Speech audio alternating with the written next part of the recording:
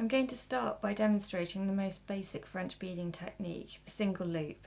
You're always going to work with the beads attached to the wire on the spool of wire, so never be tempted to cut off a length of wire. This knotted end of wire is going to form the stem, so place your finger and thumb roughly the length of your stem away from the knot.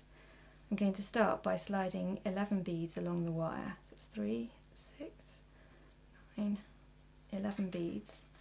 Now use my other finger to pull those round into a loop. Place my finger and thumb at the bottom of the loop and use the other hand to twist it a couple of times just to hold it in place. If you're finding it's not holding, then by all means twist it once more, but don't do any more than that because you want just a tiny twist of wire at the bottom of the petal, unless of course you're making gypsophila. This is designed to have lots of lengths of twist to give it the shape. Now we're going to add a second petal, so once again slide 11 beads along the wire.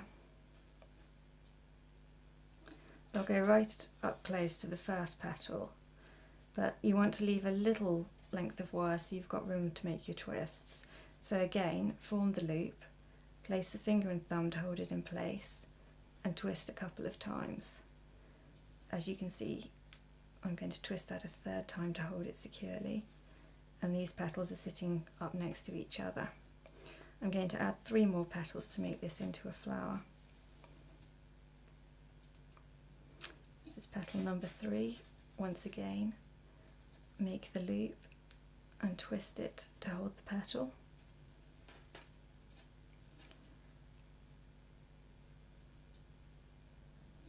Number 4, again, make the loop and twist to form the petal,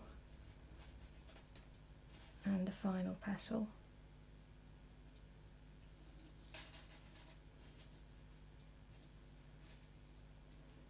And a twist to hold it in place.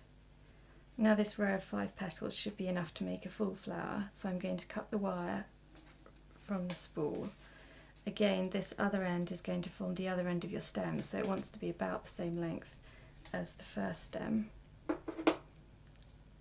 As you're cutting, make sure you hold the wire that's attached to the spool rather than the wire that's attached to the flower, and then notch the end of the wire to stop your beads from falling off.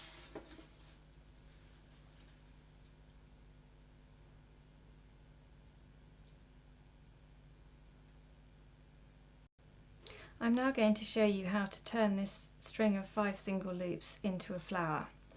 You can start by chopping the knotted end of wire off, as you don't need that, so just discard it. We're now going to pull the loops round so they form a circle, and I'm going to wrap one end of the wire over the top of the first petal, underneath the second petal, so it comes back up between the second and third, and over the top of the third petal and down. Pull the wires down and you can see we've got something resembling a flower. You can just reshape the petals a little bit. Now the easiest way to add a centre is to take a single length of wire. I've got about 8 inches here. Pick up a single bead. This is about a 4mm bead, but you can choose whatever size you want. I'm just stringing it onto the wire. Take it right up to the centre. Now pull the 2 ends down and twist them together just a couple of times so that your bead is held in place. Now thread these through the centre of the flower, like so, and that will put your centre in place. Now to make the stems, separate the 4 wires into 2 groups of 2, and we're going to twist them together. Now the best way to form a neat twisted stem is to hold the wires about 45 degrees apart from one another and twist them evenly round each other. If you start twisting one wire round the other wire, you're not going to get a very neat twist. So we'll just carry on twisting this right down to the bottom, and then that will complete the flower.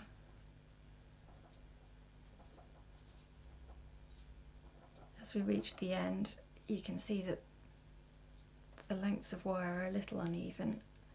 So I'm just going to trim them off. Be careful as you're trimming wire, close your eyes because you don't want any stray ends of wire flying up into your face. And there we go, bit of reshaping, and that's the simplest flower you can make using French beading.